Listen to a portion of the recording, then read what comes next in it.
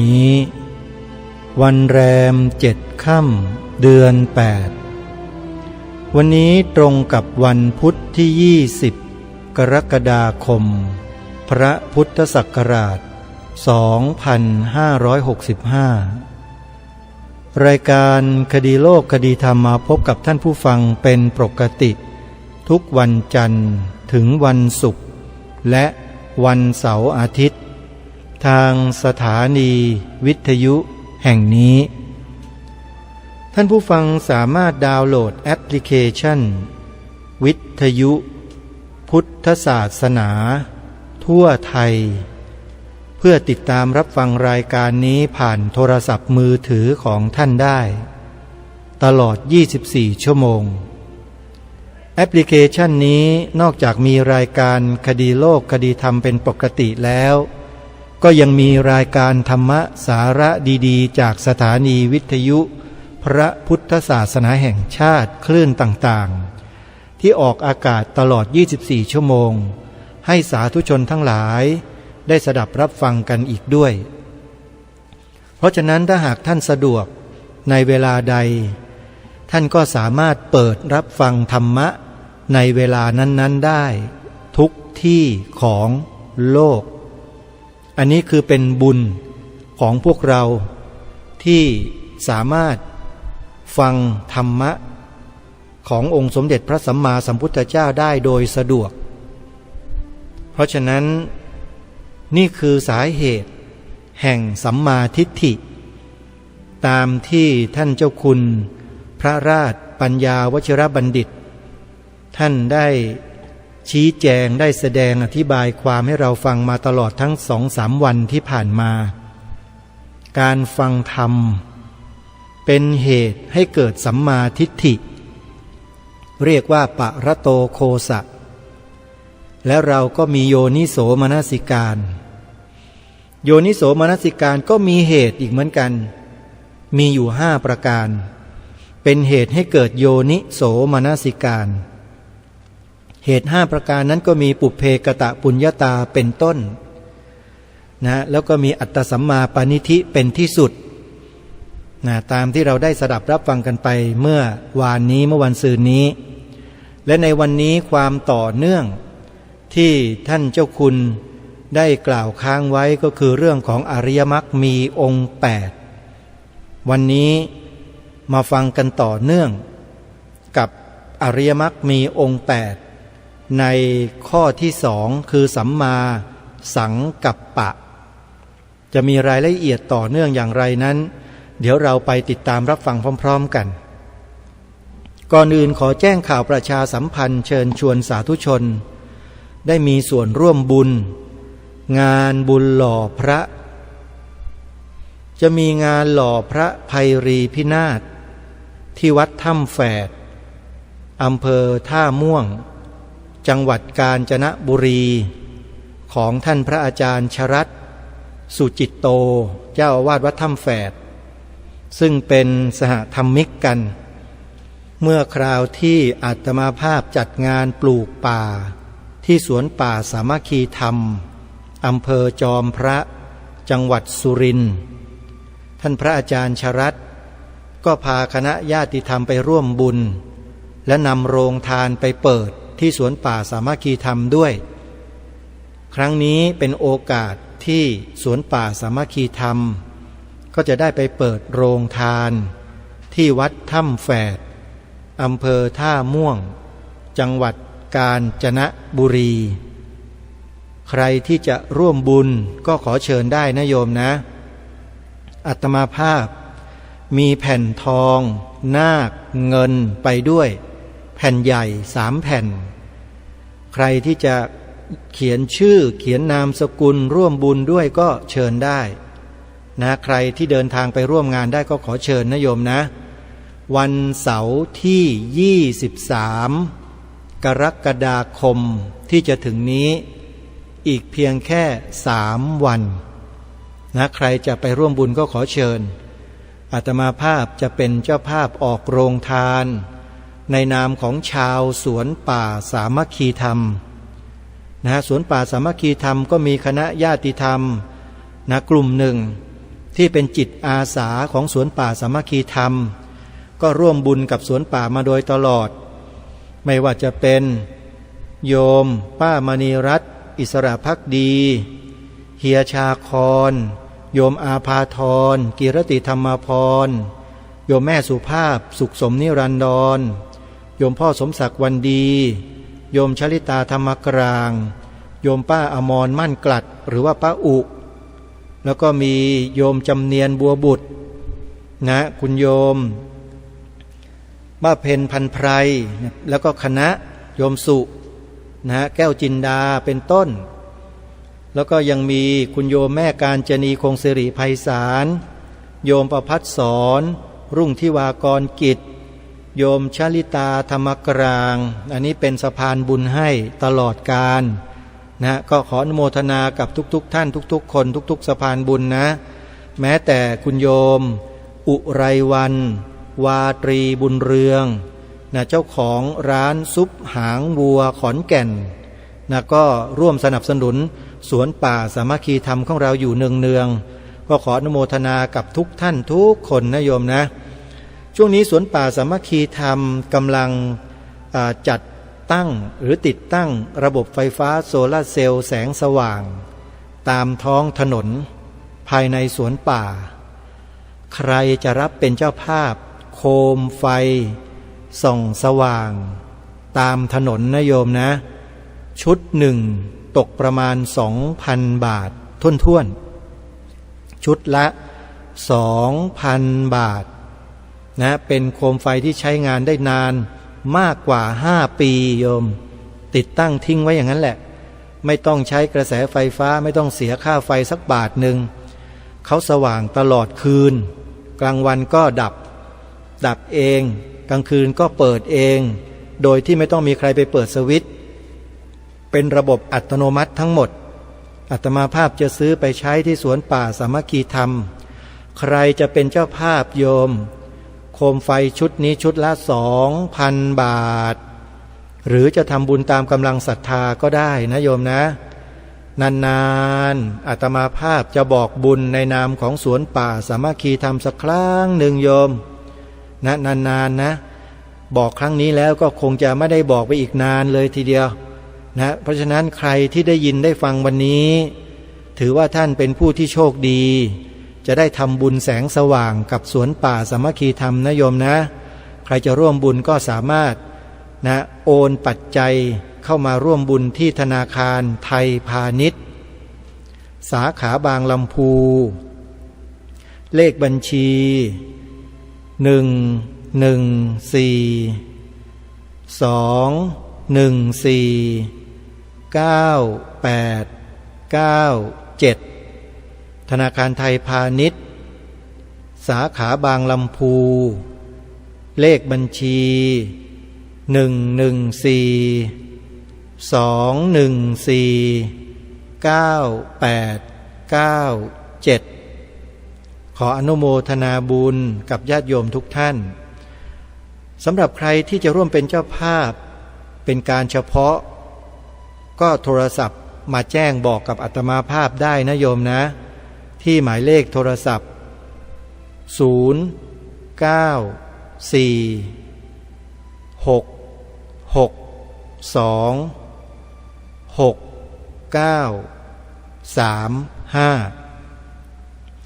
เอาละท่านสาธุชนช่วงนี้เราไปฟังสาระธรรมะที่ดีๆจากท่านเจ้าคุณพระมหาประนอมธรรมลังการโรเจ้าวาดวัดจากแดงกันต่อในเรื่องสัมมาทิฏฐิซึ่งอยู่ในหัวข้อของธรรมจักรกัปปวัตตนสูตรเนื่องในเทศกาลวันอาสาฬหบูชาที่ผ่านมานะโยมนะเราจะได้รู้ถึงรายละเอียดต่างๆของธรรมจักรกัปปวัตตนสูตรซึ่งเป็นพระปฐมเทศนาครั้งแรกขององค์สมเด็จพระบรมศาสดาสัมมาสัมพุทธเจ้าของเราว่ามีรายละเอียดเนื้อหาที่เกี่ยวเนื่องกันอย่างไรบ้างเดี๋ยวไปติดตามรับฟังพร้อมๆกันได้นะบัดนี้แต่จะท่วมหรือไม่ท่วมเนี่ยมันก็มีสาเหตุหลายสาเหตุนะน้ำท่วมทุ่งมันก็ยังพอทนนะแต่น้ำท่วมปากมันพูดไม่ออกมันทรมานยิ่งกว่าน้ำท่วมทุ่งอีก น้ำท่วมปากเป็นยังไงนะมันทรมานสุดๆใช่ไหมโยมน้ำท่วมข้างนอกเนี่ยเดือน1 2 เดือนมันก็แห้งแต่น้ำท่วมปากมันพูดไม่ออกมันอึดอัดจะพูดก็เกรงใจผู้ใหญ่จะพูดก็เกรงใจคนนั้นจะพูดก็เกรงใจคนนี้มันพูดไม่ออกอาการอย่างนี้มันหนักยิ่งกว่าน้ำธรรมชาติท่วมอีกนะฮะเพราะฉะนั้นก็ต้องดูว่าน้ำชนิดไหนมันมาท่วมแต่พุทธศาสนาน้ำธรรมชาติเนี่ยท่วมไม่นานหรอกแต่มีห่วงน้ำ4ห่วงที่ท่วมแล้วน่ากลัวที่สุดกามโมคะห่วงน้ำคือกามทิฏโถคะห่วงน้ำคือทิฏฐิอวิชโชคะห่วงน้ำคืออวิชชาพโวคะห่วงน้ำคือภพชาติท่วมทับให้เราจมอยู่ในมหาสมุทรคือสังสารวัฏ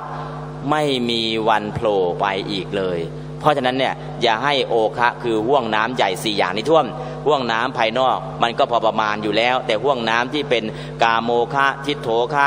อวิชโชคะพโวคะห่วงน้ำใหญ่4ห่วงเนี่ยถ้าท่วมเมื่อไหร่ไม่มีทางหลุดพ้นจากทุกข์ทั้งปวงอันนี้ก็คือระวังนิดนึง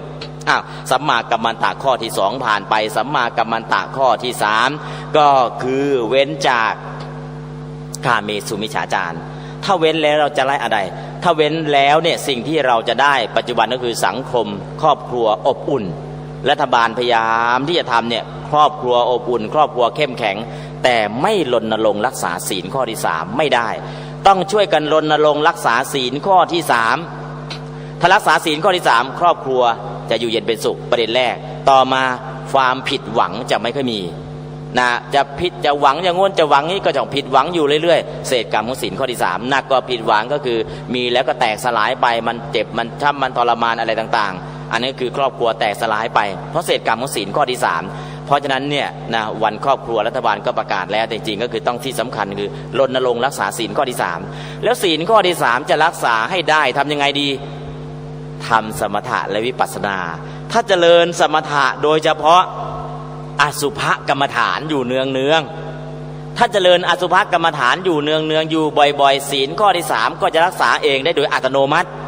แต่ถ้าไม่เจริญอสุภกรรมฐานเลยเนี่ยเอาแค่ศีลอย่างเดียวเนี่ยบอกว่าเด็กมันยั่วมันรวมตัวมันเกาใจไม่อยู่มันเบรกไม่อยู่แต่ถ้าเจริญอสุภกรรมฐานล่ะมีกรรมฐานช่วยมันจะอยู่แต่ถ้าไม่มีกรรมฐานเลยไม่มีฝึกมาเลยเนี่ยมันถึงเวลาเปิดโอกาสมันก็ไปมันเบรกไม่อยู่เพราะฉะนั้นในส่วนเหล่านี้ต้องช่วยกันหาโอกาสทำสมาธิหาโอกาสเจริญวิปัสสนาตัวสมถกรรมฐานช่วย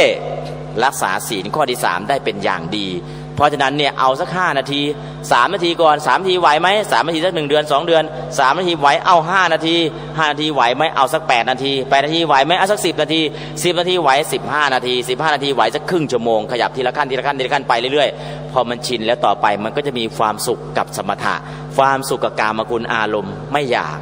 นั่นก็เรียกว่ามีก็ได้ไม่มีก็ได้ไม่ต้องไปเบียดเบียนไม่ต้องถึงกับผิดศีลข้อที่3แต่ถ้าไม่ทำสมถะเลยเนี่ยมันก็จะหาความสุขอย่างหยาบๆเช่นกามกุลอารมณ์รูปเสียงกลิ่นรสสัมผัสมันก็จะไปทางนั้นหมดคือมันหาสิ่งที่ดีกว่านี้ไม่ได้มันก็คว้าสิ่งที่มันต่ำที่สุดเอาไว้ก่อนเพราะฉะนั้นถ้าเรามีโอกาสฝึกทำกรรมฐานสมถกรรมฐานก็ดีวิปัสสนากรรมฐานก็ดีแล้วก็จะย้อนกลับมาช่วยการรักษาศีลข้อที่3และศีลข้อที่3รักษาไว้ดีการเจริญวิปัสสนาก็จะเป็นไปได้ด้วยดีอีกด้วยมันก็เกื้อหนุนกลับไปกลับมานั่นแหละเพราะฉะนั้นเรื่องของศีลเนี่ยก็เป็นศีลวิสุทธิเพื่อทำให้เกิดจิตตวิสุทธิแต่จิตตวิสุทธิทำได้ศีลวิสุทธิมันก็จะดีขึ้นมาอีกอันนี้คือในเรื่องของศีลสัมมาเรียกว่าสัมมากัมมันตะการกระทำที่ถูกที่ควรก็เรียกว่าสัมมากัมมันตะ1ไม่ฆ่าสัตว์2ไม่ลักทรัพย์3ไม่ประพฤติผิดในกามก็ผ่านไปคือสังคมเนี่ยกำลังป่วยเป็นโรคอย่างเงี้ยสังคมกำลังอัมพาตสังคมเนี่ยกำลังย่ำแย่อ่านข่าวดูแล้วยายทุบหลานเสียชีวิตแต่สืบไปสืบมา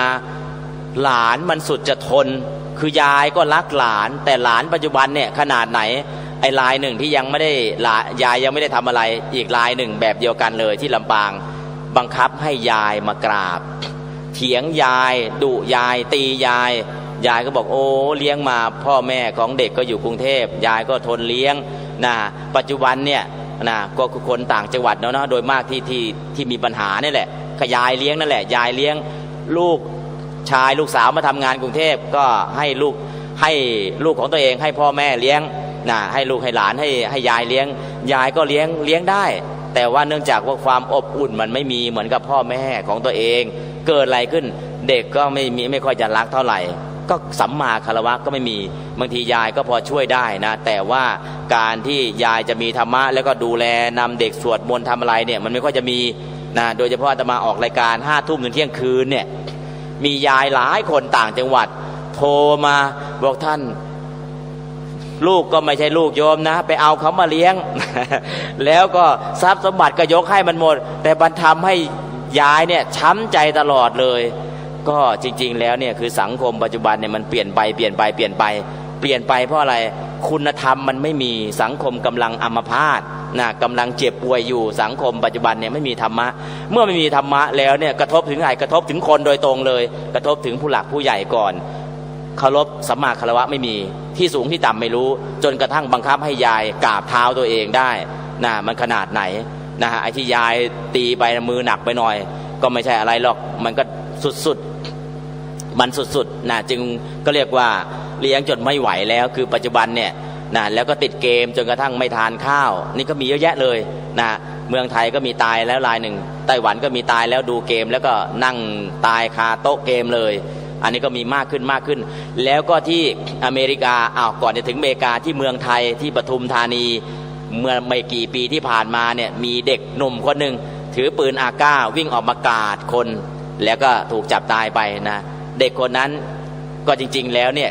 เข้าวัดเข้าวาบ้างพอสมควรแต่ว่าไปติดอะไรติดเกมจิตไปเล่นเกมแล้วก็ไปกับเกมหมดอันนี้คือที่ออกมากราดยิงก็ติดเกมที่นอร์เวย์ก็ฆ่าพวกเดียวกันก็คือเด็กติดเกมแล้วก็เข้าใจว่าคนเนี่ยเป็นเกมตัวเองอยู่ในเกมแล้วที่อเมริกาเมื่อไม่กี่วันเนี่ยไปดูหนังเรื่องอะไรแบ็กแมนเนี่ยโยมแบ็กแมนตัวจริงโผล่ขึ้นมากลางโรงหนังกราดยิงตายเลยแต่จริงๆแล้วก็คือไปดูเกมมามากแล้วจิตมันไปอยู่ในเกมเพราะฉะนั้นเหตุการณ์อย่างนี้เนี่ยจากเมืองไทยจากนอร์เวย์จากอเมริกาอเมริกาเมื่ออาทิตย์ที่แล้วนี่เองก็จะเห็นว่ามาจากไหนเนี่ยขาดคุณธรรมถ้าจับมานั่งสมาธิซะมาฝึกซะตรงนี้มันช่วยได้ไหมช่วยได้แต่ทำไมเราปล่อยไปเพราะสิ่งเหล่านี้เราลืมมีของดีแต่ไม่เอามาใช้เพราะฉะนั้นช่วยกันนะ5 นาที10 นาที15 นาทีดึงเข้ามานั่งสมาธิสวดมนต์ดึงช่วยกันดึงเข้ามาไม่ต้องเอาใครหรอกเอาญาติของเราในบ้านก่อนเราทำได้บ้านใครบ้านมันช่วยกันทำก่อนแล้วหลังจากนั้นก็มารวมกันนะถ้าอยากจะรวมกันเป็นกลุ่มเป็นก้อนที่ไหนก็ที่พระที่วัดเนี่ยมีพระเยอะช่วยไปส่งได้นะจัดทำกรรมฐาน3 วัน5 วัน7 วันหรือ3 นาที5 นาทีนะฝึกทีละนิดถ้าไม่งั้นแล้วตอนนี้จิตมันไปอยู่ในเกมพอถึงเวลาเนี่ยออกมาฆ่าคนได้อย่างง่ายดายเลยมันมีเกมฆ่าคนแบบเลือดเย็นนะในเกมนั้นนะมีเยอะแยะเลยแล้วพอเล่นไปจนติด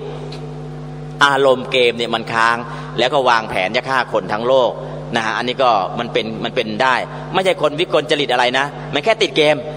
ไม่ใช่คนวิกลจริตไม่ใช่คนเสียสติอะไรเลยแต่แค่ติดเกมแล้วจิตมันอยู่ตรงนั้นแหละแล้วออกมาก็จะฆ่าคนได้เลยเพราะฉะนั้นเนี่ยมันไม่ได้ยากเลยตอนนี้นะสังคมมันกำลังเป็นไปมากช่วยกันนะสัมมากัมมันตะเนี่ยนะจะทำยังไงนะทำยังไงก็คือไม่ฆ่าสัตว์ไม่ลักทรัพย์ไม่พูดผิดในการแล้วเราจะได้ประโยชน์อะไรบ้างจากส่วนตรงนี้เราก็ดูช่วยกันในส่วนตรงนี้พอช่วยกันแล้ว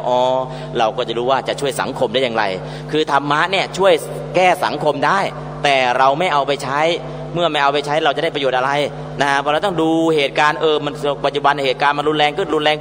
ทุกวันแต่มีใครเอาธรรมะไปใช้เราเองอย่าบอกว่าคนอื่นเอาไปใช้เราต้องเอาไปใช้ก่อนเราวันนี้เราจะให้ทานวันนี้เราจะรักษาศีลวันนี้เราจะเจริญภาวนาทานศีลภาวนา3 อย่างเนี่ยทุกวันเลยวันนี้เราทำบุญหรือยังทำบุญไม่ต้องใส่บาตรก็ได้นะมาช่วยเหลือคนไข้หรือให้ทานให้กับสุนัขอย่างน้อยๆก็ได้ให้ทานแล้วรักษาศีลศีล5เรายังอยู่นะภาวนาเราสวดมนต์เราแผ่เมตตาไหมนึกถึงทานศีลภาวนาของเราทุกวันให้จิตของเราน้อมมาสิ่งดีๆเมื่อจิตมาฟอกกับสิ่งดีๆเหมือนกับการฟอกไตนั่นแหละไตมันก็สะอาดจิตของเราเอาทานศีลภาวนามาฟอกเอาทานมาฟอกความโลภเห็นแก่ตัวก็สะอาดเอาศีลมาฟอกความโกรธที่จะเบียดเบียนชีวิตทรัพย์สินผู้อื่นก็สะอาดเอาภาวนามาฟอกความหลงที่หลงไม่รู้ตามความเป็นจริงก็สะอาดเพราะนั้นเอาทานศีลภาวนามาฟอกจิตใจให้มันสะอาดหมดจดในส่วนตรงนี้สัมมากัมมันตะก็เป็นส่วนของศีลที่จะฟอกพฤติกรรมของคนที่จะไปเบียดเบียนผู้อื่นเนี่ยให้มันสะอาดได้อันนี้ก็ฝากกับญาติโยมยังไม่บรรลุมรรคผลนิพพานก็ใช้ส่วนนี้ก่อนในส่วนของเรียกว่ามรรคมีองค์8ถ้าเกิดทีละข้อเรียกว่าโลกียมรรคถ้ามรรคทั้ง8เกิดพร้อมกันวันไหนวันนั้นเป็นมรรคสมังคีเรียกว่าโลกุตละมรรค นะถ้ามันเกิดทีละข้อเอาผมได้ข้อหนึ่งก่อนนะผมได้ข้อที่สองนะผมได้ทีละข้อเนี่ยถือว่าได้เจริญไหมได้เจริญก็เรียกว่าเจริญโลกียมรรคคือได้ทีละข้อ1 ถึง 5สูงสุดแต่วันไหน8อย่างสามารถทำได้พร้อมกันเลยวันนั้นเป็นโลกุตระมรรคพอโลกุตระมรรคเกิดอะไรขึ้นได้บรรลุมรรคผลนิพพานเรียกว่ามัคคะสมังคีนะในส่วนตรงนี้วันอย่างน้อยๆเนี่ยเอาทีละข้อก่อนสัมมาทิฏฐิ วันนี้ได้แล้วสัมมาสังกัปปะเอาได้แล้วสัมมาวาจาเอาได้แล้วสัมมากัมมันตะเอาได้แล้วสัมมาอาชีวะไปทีละข้อทีละข้อทีละข้ออันนี้ถือว่าเราได้เจริญมรรคในส่วนที่เป็นโลกียมรรคนะก็ทำให้เราได้มนุษย์สมบัติสวรรค์สมบัติถึงพรหมสมบัติได้แต่โลกุตระนิพพานสมบัติยังไม่ได้เพราะนะโลกุตระมรรคยังไม่เกิดคือมรรคทั้ง8ยังไม่เกิดพร้อมกันนั่นเองนะประเด็นส่วนนี้ก็เอาสัมมากัมมันตะก็ฝากศรัทธาญาติโยมสาธุชนไปด้วย สัมมาอาชีวะการเลี้ยงชีวิตชอบการเลี้ยงชีวิตชอบก็มี2อย่างเลี้ยงชีวิตชอบแบบชาวบ้านคือไม่ผิดกฎหมายก็ถือว่าสัมมาอาชีวะแล้วทำอะไรก็ตามที่ไม่ผิดกฎหมายนะถูกกฎหมายแม้ถูกกฎหมายก็เป็นสัมมาอาชีวะแบบชาวบ้านแต่ถ้าสูงกว่านี้ล่ะสัมมาอาชีวะสูงกว่านี้ก็คือไม่ค้าขายอาวุธไม่ค้าขายมนุษย์ไม่ค้าขายยาพิษไม่ค้าขายน้ำเมาไม่ค้าขายสัตว์มีชีวิตถ้าเว้นอีก5อย่างเป็นสัมมาอาชีวะในมรรคมีองค์8มีสิทธิ์บรรลุมรรคผลแต่ถ้าผมก็ทำประมงอยู่ทำไงดีมันก็ถูกกฎหมาย ทำประมงมันก็ถูกกฎหมายมันก็เป็นสัมมาอาชีพของผมก็ถูกแล้วโยมเป็นสัมมาอาชีพแต่ยังไปนิพพานไม่ได้นะมีสิทธิ์มนุษย์สมบัติสวรรค์สมบัติก็พอได้แต่ไปนิพพานไม่ได้ถ้ายังสัมมาอาชีพแบบชาวบ้านแต่ถ้าวันไหนสัมมาอาชีพแบบชาววัดคือเว้นจากค้าขายมนุษย์อาวุธยาพิษน้ำเมาสัตว์มีชีวิตถ้าเว้นจากตรงนี้ได้มีสิทธิ์ได้โลกุตระสมบัติมันแตกต่างกันตรงนี้เพราะนั้นก็คือสัมมาอาชีวะในที่นี้หมายเอาสัมมาอาชีพที่เว้นจากมิจฉาชีพ5ประการนะอันนี้เราก็จะได้รู้สัมมาอาชีพเนี่ยระดับชาวบ้านกับระดับชาววัดที่จะไปนิพพานต้องแยกให้ออกนะทำอย่างนั้นเราก็แล้วมันจะทำยังไงล่ะนะถ้าสัมมาอาชีวะแล้วเนี่ยผมก็ต้องอดตายสิบางคนบอกถ้าไปทำมันก็ต้องอดตายทำยังไงดี ก็อันนี้สำหรับคนจะไปนิพพานนะสัมมาอาชีพเนี่ยใครจะไปนิพพานต้องเว้นแต่ถ้าใครยังไม่อยากไปนิพพานอยากเวียนว่ายตายเกิดอยู่ในสังสารวัฏก็ไม่เป็นไรนะตามอัธยาศัยนะแม้แต่พระโพธิสัตว์เองก็เคยเกิดเป็นลูกชาวประมงพระโพธิสัตว์นะพาตาไปเกิดเป็นลูกชาวประมงเลยนะเพราะฉะนั้นเนี่ยชาติหนึ่งเราเลือกเกิดไม่ได้ชาตินี้ไม่รู้จะเกิดตรงไหนแต่ให้น้อมจิตว่าถ้าสัมมาอาชีพเพื่อบรรลุมรรคผลนิพพานถ้าเกิดได้เนี่ยเราจะทำถ้ายังเกิดไม่ได้ก็ทำเหมือนกันทำใจไปก่อนนะทำใจไปก่อนเหมือนว่าโพธิสัตว์เกิดเป็นลูกชาวประมงพระองค์ก็ทำใจนะแต่ถ้าเผลอเมื่อไหร่มันก็ไปนะ เพราะฉะนั้นสัมมาอาชีวะสัมมาวายามะความเพียรพยายามความเพียรพยายามเป็นสิ่งสำคัญมากๆเลยบางคนเชื่อกรรมบางคนเชื่อปัญญาบางคนเชื่อความเพียรจะประสบความสำเร็จหรือจะประสบความล้มเหลว3ก้อนเศร้าก้อนเศร้าเก่าก็คือกรรมก้อนเศร้าปัจจุบันก็คือวิริยะความเพียรและก้อนเศร้าใหม่ก็คือปัญญานะจะหุงหาอาหารเนี่ยโบราณก็มี3ก้อนเศร้าชีวิตคนบางคนจะประสบความสำเร็จไม่สำเร็จบางคนไปดูดวงมาโอ้ยดวงดีเหลือเกินนอนรอดวงอย่างเดียวพอถึงเวลาดวงเราก็ดูแล้วเนี่ยแต่ทำไมมันไม่เป็นไปตามดวง ดวงคือดูกรรมเก่าดูดวงคือดูกรรมเก่าแต่คนที่เขาไม่เอาดวงอย่างเดียวนะกรรมเก่าก็ดีความเพียรในปัจจุบันก็มีปัญญาก็หาถ้าคนที่ดูดวงนี่คือกรรมเก่าดูไว้ ในอดีตเราทำอะไรไว้ก็พอเช็คได้แต่ถ้าปัจจุบันล่ะถ้าเรามีความเพียรแล้วก็มีปัญญาสามารถแก้กรรมเก่าในอดีตได้ความเพียรสัมมาวายามะเพียรอะไรเพียรเอาความชั่วออกจากใจอะไรที่มันไม่ดีเอาออกจากใจโลภโกรธหลงเพียรออกแล้วก็เพียรระวังไม่ให้มันกลับมาเกิดเข้ามาใหม่แล้วก็เพียรอะไรอีกเพียรให้กุศลเกิดในใจแล้วก็ให้กุศลที่มันเกิดขึ้นแล้วเนี่ยเจริญต่อไปไม่หยุดยั้งความเพียรอย่างนี้เนี่ยสามารถแก้กรรมเก่าได้แต่ถ้าหมอเชื่อกรรมเก่าอย่างเดียวดูดวงมาแล้ว ดวงบอกว่าจะสอบได้นะสอบได้แต่เขาเอาแค่20เนี่ยเราก็สอบได้นะแต่เราเป็นคนที่21สอบนั้นสอบได้แต่ไม่ถูกคัดเลือกอ้าวทำไมล่ะก็ดวงบอกว่าสอบได้ใช่ แต่คุณขาดความเพียรกับขาดปัญญาถึงคุณจะสอบได้แต่คุณไม่ถูกคัดเลือกเพราะฉะนั้นเนี่ยอย่าไปปักเอาแค่กรรมอย่างเดียวต้องมีความเพียรและปัญญาถ้า3อย่างมาครบทุกอย่างประสบความสำเร็จนะแต่ปัจจุบันบางคนนะชอบไปดูดวงแล้วก็จบอยู่แค่ตรงนั้นมันก็เลยไปไม่รอดนะเพราะฉะนั้นเนี่ยกรรมเนี่ยก็ต้องเชื่อแต่ว่าไม่ใช่เชื่อแค่ตรงนั้นเชื่อแค่1ส่วนอีก2ส่วนคือความเพียรในปัจจุบันและก็ปัญญาในปัจจุบันกรรมเก่าเราก็ต้องเชื่อนะอันนี้ก็เรียกว่า1ส่วนแล้วความเพียรในปัจจุบันเราก็ต้องลงมือกระทำปัญญาก็ต้องหาถ้ามี3ส่วนเมื่อไหร่ประสบความสำเร็จอันนี้คือนะการที่เราจะประสบความสำเร็จในชีวิตเนี่ยดู3อย่างครบถ้าครบก็ได้เลยนะอันนี้ก็เรียกว่าความเพียรสัมมาวายามะในความเพียรในความเพียรปกติและความเพียรมันจะเกิดเนี่ยมันต้องมีเหตุเกิดความเพียรเขาเรียกว่าวิริยารัมภวัตถุเหตุที่ทำให้เกิดความเพียรไม่ใช่จู่ๆนึกขยันขึ้นมาเลยคนเนี่ยจู่ๆนึกขยันขึ้นมาเนี่ย100 คนจะมีสักคนหนึ่งจู่ๆก็นึกขยันขึ้นมาแต่ไม่ใช่ว่าไม่มีเหตุนะเหตุที่ทำให้เกิดความเพียรขึ้นมามี8อย่างไม่ใช่จู่ๆทุกคนอยากจะนึกอยากจะขยันก็ขยันนะมันต้องมีเหตุอะไรอ่ะนะเขาเรียกว่าวิริยารัมภวัตถุเหตุที่ทำให้เกิดความเพียรความขยันทุกคนอยากจะขยันพอเดี๋ยวอยากจะทำพอนั่งสักพักเหนื่อยเดี๋ยววันหลังก็แล้วกัน เหนื่อยวันหลังก็แล้วกันพอเหนื่อยวันหลังก็แล้วกันไออาการอย่างเนี้ยคือฟังแล้วมันชักกำลังใจมันเกิดอยากจะทำพอนั่งสักพักเหนื่อยแล้วเดี๋ยววันหลังก็แล้วกันอาการวันหลังมันจะเกิดขึ้นเดี๋ยวพอคำว่าเดี๋ยวเกิดขึ้นปุ๊บเนี่ยความเพียรมันหยุดยั้งเลยเพราะนั้นเหตุให้เกิดความเพียร8ประการต้องรู้ 1. มองเห็นภัยในอบายทั้ง4เพราะความขี้เกียจเนาะตายด้วยความโลภก็ลงนรกตายด้วยความโกรธก็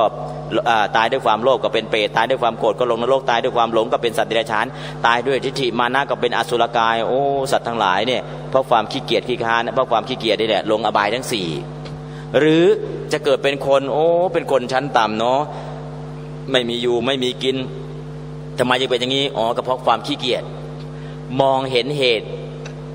เห็นอบายทั้ง4แล้วก็มองเห็นคนที่กำลังตกทุกข์ได้ยากทำไมเขาขี้เกียจเนี่ยก็โบราณบอกขี้เกียจสันหลังยาวไม่มีอยู่ไม่มีกินยังไม่ขยันเลยยังนอนรออยู่อย่างเงี้ยอันนี้คือพอเห็นอย่างนี้แล้วมันจะเกิดคนที่ตกทุกข์ได้ยากเนี้ยก็เพราะความขี้เกียจหรือมองเห็นความสำเร็จเศรษฐีคนนี้ไม่ใช่เป็นเศรษฐีเพราะความขี้เกียจต้องขยันแน่นอนหรือคนนี้เป็นพระอริยะคนเป็นพระอริยะก็ไม่ใช่เพราะความขี้เกียจต้องขยันแน่นอนหรือคนที่เป็นพระราชาก็ต้องขยันมากกว่าชาวบ้านหลายร้อยเท่าแน่นอนหรือคนที่เป็นพระสัมมาสัมพุทธเจ้าก็ต้องขยันกว่านี้หลายล้านเท่าแน่นอนคือมองสิ่งที่ต่ำสุดว่าเพราะความขี้เกียจเนี่ยจึงตกอยู่ในที่ต่ำเพราะความขยันจึงขึ้นไปอยู่ในที่สูงสุดได้เพราะฉะนั้นเนี่ยดูเหตุที่ทำให้ตกต่ำให้ทุกข์ให้ทรมานแล้วก็ดูเหตุที่ทำให้ถึงประสบความสำเร็จสูงสุดสัมมาสัมพุทธเจ้าปัจเจกพุทธเจ้าอรหันตสาวกดูเหตุอะไรต่างๆเนี่ยดูเหตุเหล่านั้นทั้งหมดดูคนที่ประสบความสำเร็จตอนนี้ดูใครที่เขาประสบความสำเร็จสูงสุดใครที่รวยสุดๆใครที่เก่งสุดๆก็ดูคนนั้นพอดูแล้วจะเกิดอะไรจะเกิดอย่างเช่นประธานาธิบดีคนหนึ่งของอเมริกาหนังสือจะเรียนไม่มีไปเก็บหนังสือพิมพ์ที่เขาเลิกอ่านแล้วมานั่งอ่าน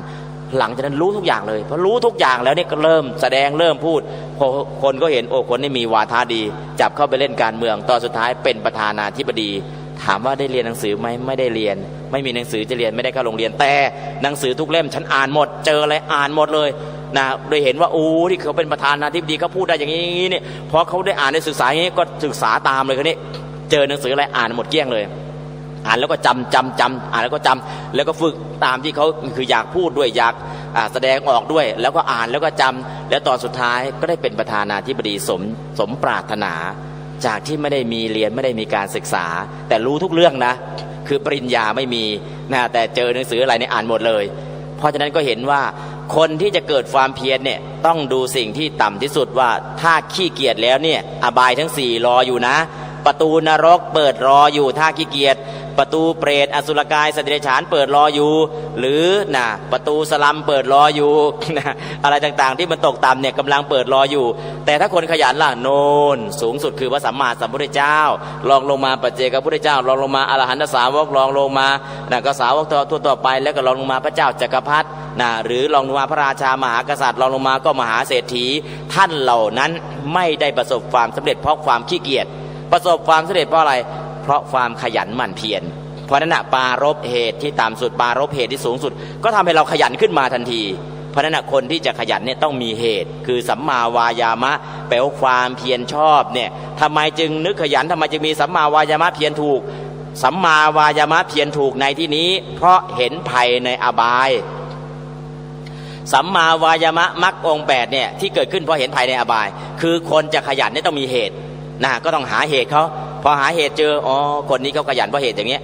ทำไมขยันมาทำเช้าโอ้ยอย่าเอาบางท่านเนี่ยอาจจะเกษียณแล้วหลายท่านก็มาเป็นอาสาสมัครที่เนี่ยบอกโอ้ยทำไมไม่นอนอยู่ที่บ้านเฉยๆนอนอยู่ที่บ้านสบายมาที่เนี่ยเดินทางก็ลำบากเหนื่อยก็เหนื่อยเงินก็ไม่ได้แต่ก็มาทำไมจึงขยันถ้าอยู่ที่บ้านนะหนึ่งถ้าไม่ทำงานนะคนทำงานเป็นประจำถ้าไม่ทำงานสักพักหนึ่งเกิดอะไรสมองไม่ใช้งานสมองก็ล้าอัลไซเมอร์ก็จะถามหาร่างกายพอไม่ขยับก็อะไรก็จะอัมพฤกษ์ต่อไปก็อัมพาตต่อไปก็ทุกอย่างหมดลมนะเพราะฉะนั้นเนี่ยต้องเดินต้องขยันนะก็เรียกว่าขยับขยื่นทุกเวลาเนี่ยสมองก็ได้ใช้งานแล้วได้บุญได้กุศลทุกย่างก้าวนะถ้านึกอย่างนี้โอ้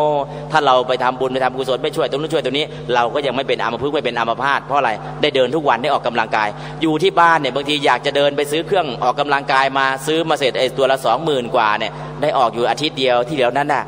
เกะกะอยู่ที่บ้านทำไปทำมาเอายกมาถวายที่วัดถวายที่วัดเสร็จอาตมาก็ใช้อยู่2 อาทิตย์ก็ทิ้งต่ออีกว่านี่นะก็อยากจะออกกำลังกายเนี่ยหาเรื่องออกไม่มีนะแต่ถ้าได้ไปตรงนู้นได้ไปตรงนี้มันออกกำลังกายไปโดยอัตโนมัติได้บุญได้กุศลด้วย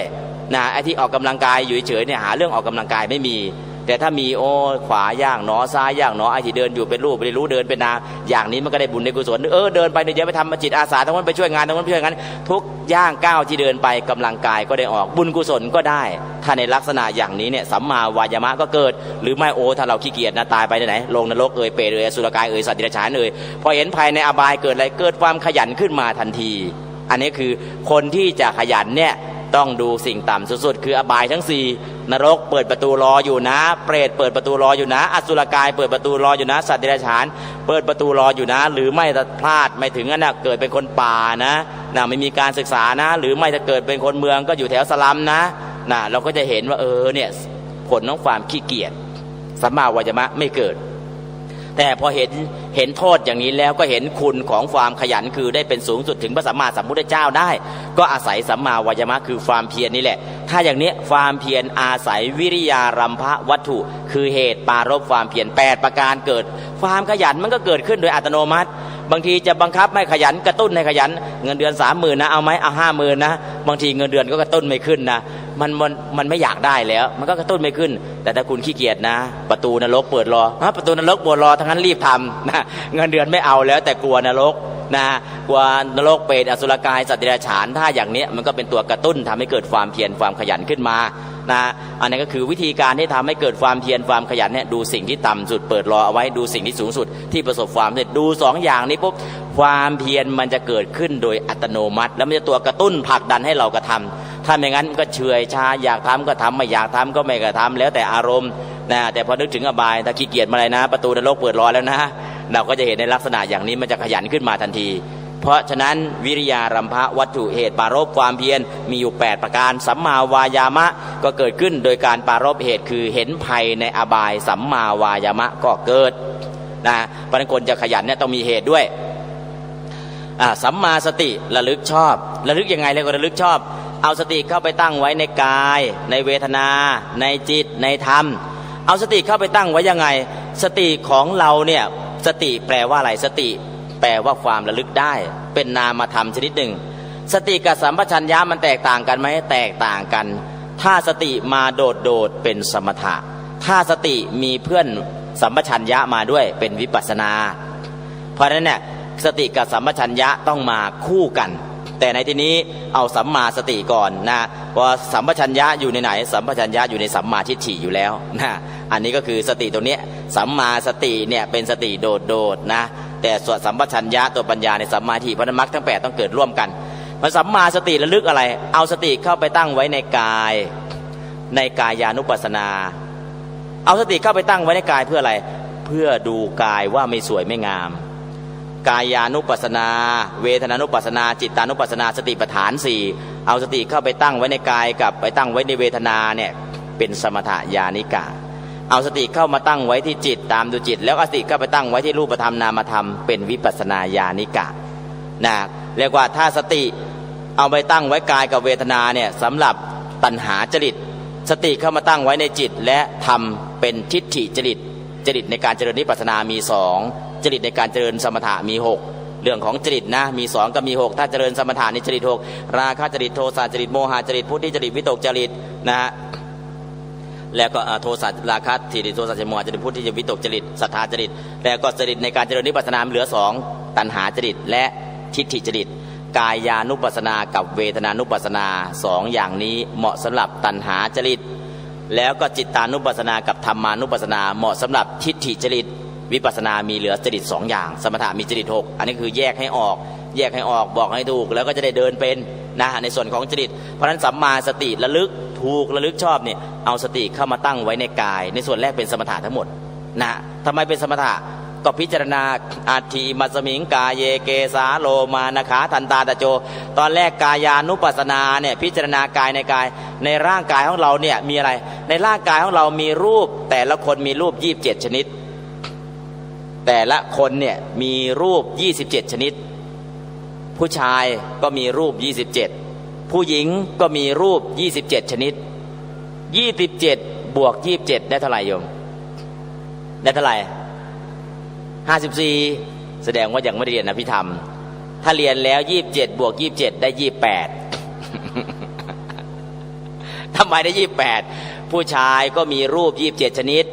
ผู้หญิงก็มีรูป27ชนิดเอาผู้ชายกับผู้หญิงมารวมกันบวกได้รูป28ชนิดอิทธิภาวะรูปกับปุริสภาวะรูปแตกต่างกันแค่ตรงนี้นอกนั้นเหมือนกันหมดเพราะฉะนั้นนะพอเรียนอภิธรรมเนี่ยรูป27ผู้ชาย27ผู้หญิง27พอมารวมกันแล้วได้28นะ28นะไม่ใช่27เป็น54ไม่ใช่คนละอย่างกันนะเพราะฉะนั้นในส่วนตรงนี้ก็คือในร่างกายของคนเราเนี่ยมี27ใน27เนี่ยเอามาเจริญสมถะเนี่ยเอาส่วนไหน2อย่าง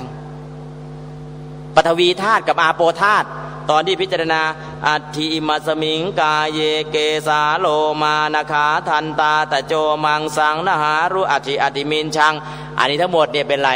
เป็นปฐวีธาตุผมขนเล็บฟันหนังเนื้อเอ็นกระดูกเป็นต้นอันนี้เป็นปฐวีธาตุเป็นปฐวีธาตุแล้วพอดีสเลดหนองเลือดเป็นต้นจนถึงน้ำมูดเป็นอาโปธาตุเพราะนั้นในกายานุปัสสนานี่เอามาแค่2อย่างคือปฐวีและอาโปปฐวีมีเท่าไหร่เอาร่างกายของคนเราเนี่ยญาติโยมพอทราบไหมร่างกายของคนเราเนี่ยแบ่งธาตุ4มีกี่ส่วนมีเอาในร่างกายของเราธาตุดินมีเท่าไหร่ธาตุน้ำมีเท่าไหร่ธาตุไฟมีเท่าไหร่ธาตุลมมีเท่าไหร่นะโยมต้องถามสรีระวิทยานะคนที่เรียนมาทางสรีรวิทยาในร่างกายของเรามีธาตุดินเท่าไหร่มีธาตุน้ำเท่าไหร่มีธาตุไฟเท่าไหร่มีธาตุลมเท่าไหร่ธาตุดินในร่างกายของคนเรามี20ธาตุดินในร่างกายของคนเรามี20จับไปตรงไหนเจอหมดเลยนะจะอ่อนจะแข็งทั้งหมดคือธาตุดินผมขนเล็บฟันหนังเนื้อเอ็นกระดูกนี่คือธาตุดินในร่างกายของคนเราธาตุน้ำมี12ดีสเลดหนองเลือดเหงื่อมันก้นเปลวมันน้ำลายไขข้อมูดน้ำปัสสาวะเป็นต้นนั่นคือธาตุน้ำ12ธาตุไฟมี4ในร่างกายธาตุไฟมี4ไฟที่ธาตุไฟที่เผาอาหารให้ย่อยธาตุไฟที่ทำร่างกายให้อบอุ่นแล้วก็ธาตุไฟที่ทำให้แก่ชราแล้วก็ธาตุไฟที่ทำให้เจ็บป่วยในร่างกายมีไฟอยู่4ชนิด4ส่วนลมในร่างกายมีอยู่6อย่างลมพัดขึ้นเบื้องบนทำให้เลอลมพัดลมเบื้องล่างทำให้ผายลมในท้องทำให้ท้องพองท้องยุบ ลมในลำไส้ทำให้ตีปุ๊บปุ๊บปุ๊บในลำไส้ของเราท้องในลำไส้แล้วก็ลมพัดไปตามตัวทำให้เรายกมือได้ยกขยับได้นี่คือลมพัดไปตามตัวแล้วก็ลมหายใจเพราะในร่างกายของเราเนี่ยมีลมอยู่6ดินเท่าไหร่โยมดิน20น้ำ12ไฟ4ลม6นั่นคือในร่างกายของแต่ละคนเนี่ยแต่ละส่วนมีอะไรบ้างนะฮะรู้ไปทำไมรู้เพื่อจะมาพิจารณาในกายานุปัสสนาสติปัฏฐานข้อแรกกายานุปัสสนาเนี่ยพิจารณาอัตถิอิมัสสมิงกายเยจะเอาเป็นบาลีก็ได้พิจารณาเป็นบาลีง่ายๆอัตถิอิมัสสมิงกายเยเกสาโลมานาขาดันดาโจหรือเอาเป็นภาษาไทยว่าในร่างกายของเรานี้มีผมขนเล็บฟันหนังเนื้อเอ็นกระดูกนะเป็นต้นพิจารณาอย่างนี้เพื่ออะไรเพื่อให้เกิดอสุภกรรมฐานเพื่อเกิดอสุภกรรมฐานแล้วก็จะเบื่อหน่ายคลายกำหนัดในขันธ์5เมื่อเบื่อหน่ายคลายกำหนัดก็จะวางอุปาทานที่เข้าไปยึดมั่นถือมั่นในขันธ์5ก็จะลดลงตามลำดับเมื่อลดลงแล้วเวลาจะจัดการกับสกายทิฏฐิก็ง่ายขึ้นนะอันนี้คือสมถกรรมฐานเพราะฉะนั้นในกายานุปัสสนาจะมีทั้ง2ส่วนแรกเป็นสมถกรรมฐานส่วนที่2เป็นวิปัสสนากรรมฐานนะเรียกว่าเป็นสมถญาณิกะสมถะขึ้นต้นแล้วก็วิปัสสนาตามหลังนะอันนี้คือสัมมาสติอย่างเดียววันนี้ก็ไม่จบโยมหมดเวลาแต่แล้ว เพราะฉะนั้นสัมมาสติเอาสติก็มาระลึกในกายในเวทนาในจิตและในธรรมสัมมาสมาธิกับมิจฉาสมาธิแตกต่างกันตรงไหนสมาธิในการทำไสยศาสตร์ก็มีพลังแต่สมาธินั้นเป็นมิจฉาสมาธิสัมมาสมาธิในสมถกรรมฐาน40แล้วทำให้เกิดฌานทั้ง4สัมมาสมาธินี้เป็นสัมมาสมาธิเช่นเวลาจะยิงนกเล็งเลยยิงถูกตัวเลยเป๊ะเลยเกิดอะไรเกิดสมาธิเล็งถูกแต่เกิดอะไรมิจฉาสมาธิหรือเวลาตกเบ็ดก็เช่นเดียวกันจับคันเบ็ดจิตไม่ไปไหนเลยเป็นสมาธิมากจิตอยู่กับคันเบ็ดอย่างเดียวแต่พอปลากินเบ็ดปุ๊บเบ็ดมันชักกระตุกแล้วยกเบ็ดขึ้นเลยอันนี้จิตอยู่กับคันเบ็ดก็เป็นสมาธิไม่เป็นแต่เป็นยังไงล่ะคนทำสมาธิจะตกเบ็ดนี่มีความสุขในขณะตกแต่หลังจากนั้นล่ะเป็นทุกข์แทบแย่นั่งจนปวดหลังนะนั่งปวดหลังเลยแหละและหลังจากนั้นก็ทำบาปทำกรรมกับปลาอีกนะก็มีทุกข์เพราะนั้นมิจฉาสมาธิมีสุขในเบื้องต้นแล้วก็ทุกข์ตามตลอดถ้าสัมมาสมาธิก็จะมีสุขต่อเนื่องทั้งเบื้องต้นและเบื้องปลายแตกต่างกันนะเพราะฉะนั้นสัมมาสมาธิเนี่ยคือจิตทำสมถกรรมฐาน40วิธีจนเกิดสมาธิจะเป็นคณิกะสมาธิอุปจารสมาธิอัปปนาสมาธิจะเป็นสมาธิ3ขั้นนี้ขั้นไหนก็ตามนะแต่สมาธิในสัมมาสมาธิองค์ธรรมได้แก่อัปปนาสมาธิคือสมาธิที่ถึงขั้นปฐมฌานทุติยฌานตติยฌานและจตุตถฌานเอาไปถึงนู้นเลยในสัมมาสมาธิในตรงนี้นะแต่ก่อนจะไปถึงฌานทั้ง4สมถกรรมฐาน40วิธีต้องรู้แล้วก็มิจฉาสมาธิต้องรู้มิจฉาสมาธิรู้เพื่อละไม่เอาสัมมาสมาธิรู้เพื่อเอาสัมมาวิธีการทำสมาธิ40วิธีที่เรียกว่าสมถกรรมฐาน40สมถะกับสมาธิสมถะเป็นผลสมาธิเป็นเหตุสมถะแปลว่าอุบายในการทำจิตให้สงบสมาธิแปลว่าจิตที่สงบนิ่งอยู่ในอารมณ์เดียวตั้งมั่นอยู่ในอารมณ์เดียวสมถะเป็นเหตุสมาธิเป็นผลสมาธิจิตที่ตั้งมั่นอยู่ในอารมณ์เดียวเป็นเหตุฌานที่เกิดขึ้นเป็นผลเพราะนั้นก็คือทุกอย่างเนี่ยเป็นทั้งเหตุและผลมองด้านหนึ่งเป็นเหตุมองอีกด้านหนึ่งเป็นผลนะเพราะนั้นก็คือในส่วนของสัมมาสมาธิในส่วนนี้เราอาจจะบอกเป็นผลก็ได้แต่เหตุเข้ามาจากสมถะ40วิธีนะอันนี้คือในเรื่องของสัมมาสมาธิในมรรคมีองค์8วันนี้มรรคมีองค์8ซึ่งเป็นหัวใจหลักของธรรมจักรกับวัฒนสูตรที่เรียกว่ามัชฌิมาปฏิปทาก็พอสมควรแก่เวลา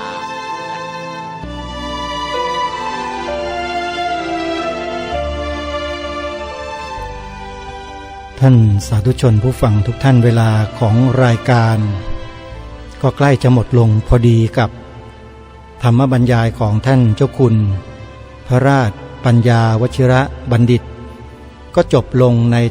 นตอนที่2พอดีทีเดียวก็เป็นอันว่าในเรื่องของธรรมจักรกับปวัตตนสูตรในส่วนของอริยมรรคมีองค์8เราก็ได้ยินได้ฟังจากท่านเจ้าคุณอย่างชัดเจนนะโยมนะว่าสัมมาทิฏฐิเป็นอย่างไร